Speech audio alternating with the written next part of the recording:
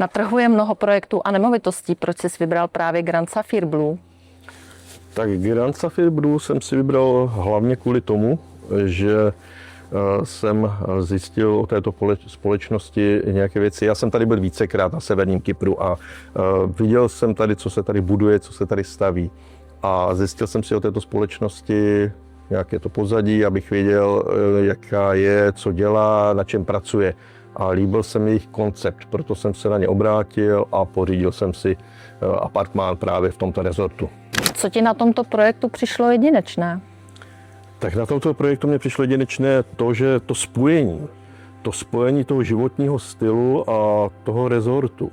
Protože jak jsme zmínili předtím, tak ten koncept toho, že tady je hotel, jo, je tady to vyžití, tak tohle to mě jako přišlo velmi, velmi zajímavé.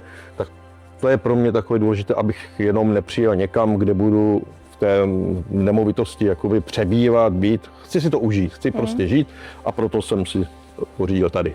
Chápu. A jak důležité při koupi pro tebe bylo to, že se tady nachází kasíno a že se jedná o 5hvězdičkový hotel? Tak to je velmi dobrá otázka. Pro mě to bylo důležité z toho jednoduchého důvodu, protože samozřejmě v těchto destinacích jsou různé sezóny. Sem jezdí turisti, že jo, pronájem a takovéto věci. Protože tady v tomhletom rezortu je i to kasíno, tak tady de facto nekončí sezóna. Sem jezdí hráči z celého světa. A protože já jsem chtěl investovat do nemovitosti, která mě bude přinášet určitý zisk, tak jsem se rozhodl právě pro toto místo a tím, že tady je to kasíno, tak jak říkám, jezdí sem lidé z celého světa, kteří se rádi pronajímají tyto nemovitosti a já mám zajištěný garantovaný příjem po celou dobu, po celý ten rok. A 5hvězdičkový hotel?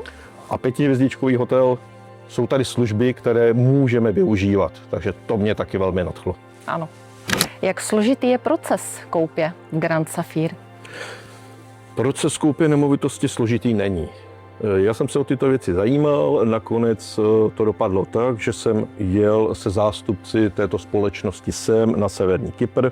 Oni mě provedli celým tím procesem, takže já jsem nemusel vyřizovat vůbec nic. Oni zařídili všechno na mě, byli mi k ruce, když jsem se potřeboval na něco zeptat, tak jsem se zeptal. Vyřídili jsme veškeré formality a bylo to během 4 dnů všechno vyřízeno a já jsem byl absolutně spokojený. To je skvělé. Tak. Co když budu chtít zaplatit 35% do začátku? Není to problém. Jsou tady určité možnosti, které člověk může využít k tomu, aby se vlastně k této nemovitosti aby se k této nemovitosti dostal. Můžete vlastně zaplatit 3 různé zálohy. 35%, 50% a 100%. Pokud zaplatíte například 35%, tak tam jsou další možnosti, které můžete využít. Tou první je to, že dostanete okamžitě 10% slevu. A to je všechno, co je v nabídce. Další možnost při platbě 35% je to, že máte slevu 2%, ale navíc máte už v ceně nábytek. Už máte vybavený apartmán. Super. No a třetí možnost je to, že zaplatíte 35% a máte v tom nábytek a navíc ještě garantovaný nájem. To je fajn. To je moc fajn. A co když zaplatím 50%? Tak pokud já zaplatím 50%, tak samozřejmě zase mám 3 možnosti. A to, když zaplatím 50%, můžu si vybrat z toho, že dostanu 12% slevu. To je první možnost. Druhá možnost je ta, že dostanu slevu 5% plus nábytek, který už bude v ceně, už to bude vybaveno. A nebo zaplatím těch 50% a můžu mít to, že budu mít nábytek vybavený a budu mít i garantovaný pronájem. A co když může člověk zaplatit 100% bez ohledu na to, zda se jedná o apartmán? Tak pokud zaplatí 100%, zase má 3 možnosti. Může jako jedna možnost získat 17% slevu, anebo si může vybrat.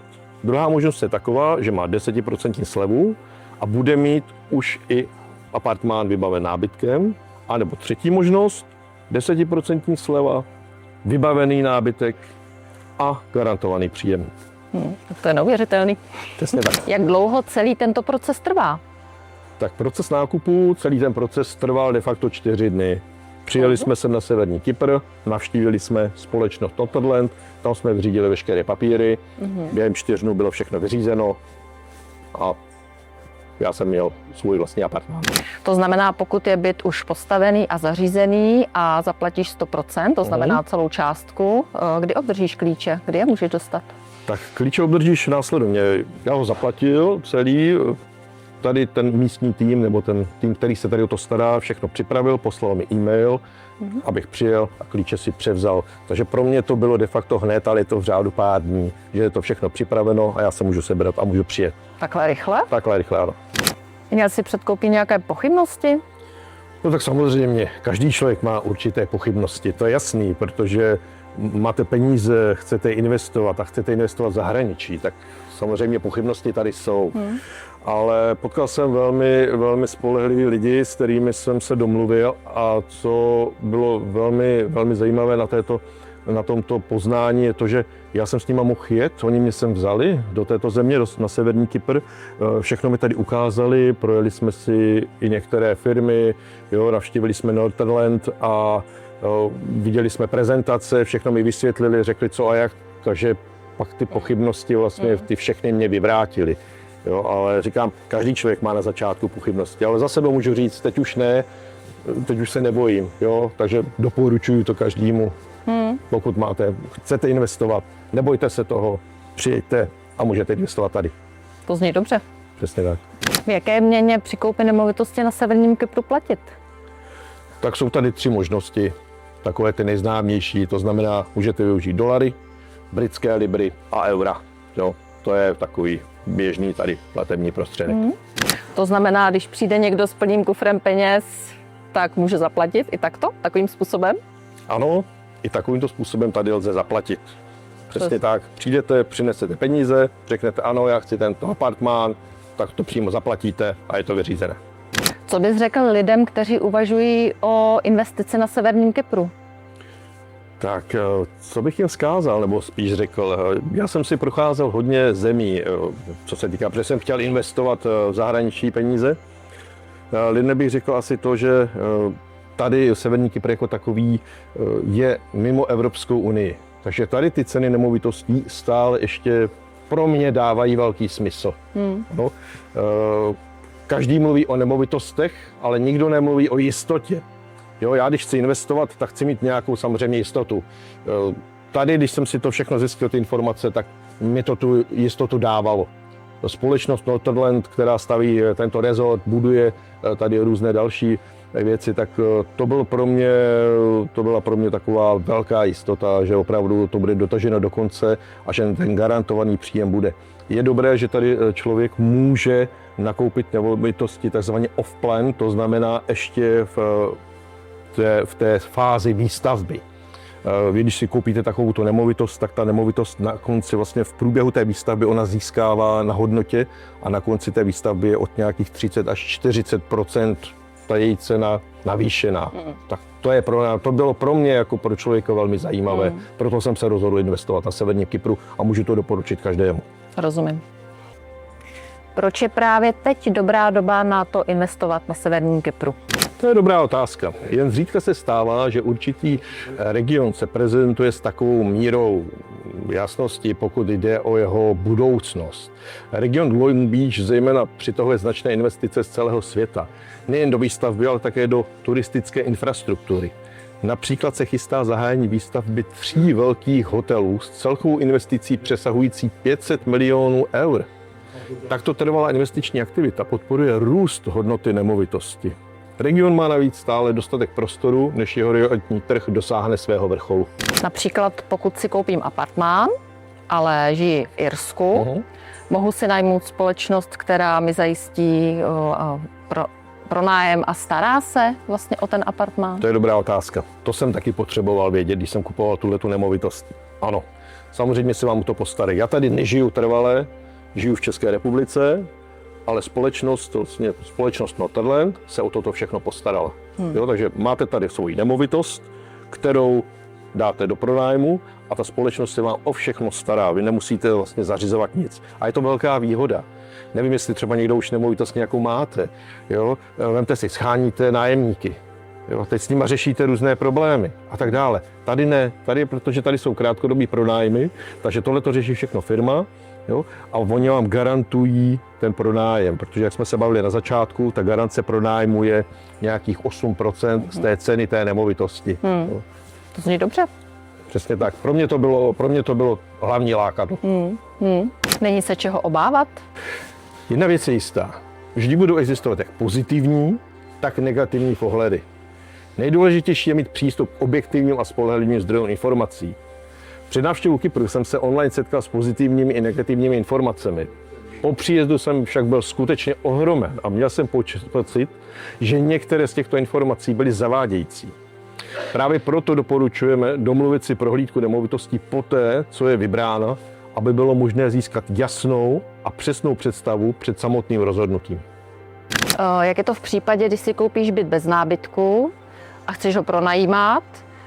Musíš si zajistit nábytek a koupit sám, anebo to zajistí společnost? Tak toho se občas lidé bojí, to je pravda. Přijedu do cizí země, pro mě do cizí země, a koupím si tam nemovitost a teď se musím postarat o to, co a jak. Tak tady máte všechno zařízené. Navíc v těch nabídkách, v těch různých možnostech při té platbě, vy můžete využít toho, že si můžete i vybrat z té nabídky, toho, že vám už to zajistí, že už to máte de facto v té ceně, ten nábytek, anebo se nabízejí různé balíčky, jo, podle kterých vy si vyberete, zaplatíte, ale společnost všechno zařizuje. Vy nemusíte nikde běhat a zařizovat to. Dostanete apartmán vybavený a to je, si myslím, že to je důležité. To je fajn. A co přesně zahrnuje balíček nábytku? Je v něm pouze nábytek jako takový, nebo třeba například i mikrovlnná trouba? Tak je v něm všechno. Když to řeknu jednoduše, je v něm všechno. To znamená od nábytku komplet vybavená kuchyně. Mikrovlnka, mikrovlnná trouba, klasická trouba, varná deska, digestoř, ale například i nůž, vidlička, ležička, takže i vybavení? Přesně tak, jakože i vybavení. Jo, takže vy dostanete komplet apartmán vybavený a hned od prvního dne ho můžete pronajímat. To mě hodně nadchlo. To mě nadchlo a to bylo pro mě takové to, jo, paráda, investuju, nemusím na nic čekat a můžu hnedka pronajímat, vydělávat. Určitě. Jak hodnotíš investiční potenciál tohoto regionu? Tak já jsem tu zemi navštívil několikrát, prošel jsem si pár regionů, samozřejmě byli jsme na různých místech, budu mluvit konkrétně o tomhle místě, ten investiční potenciál je tady velký, protože jak jsme se už bavili o tom předtím, jsou tady ty nemovitosti ve výstavbě. Vy můžete investovat off-plan, jak jsem říkal, nakupujete nemovitost ještě ve výstavbě, čímž se vám ta nemovitost, nebo čím se vám ta investice už tím navýší při dokončení, jo, té samotné nemovitosti. Ta cena.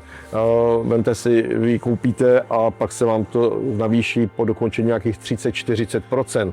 Jo. To je velmi zajímavé. Další věc zajímavá je garantovaný pronájem. Vy máte 8% garantováno každý rok z té ceny toho apartmánu.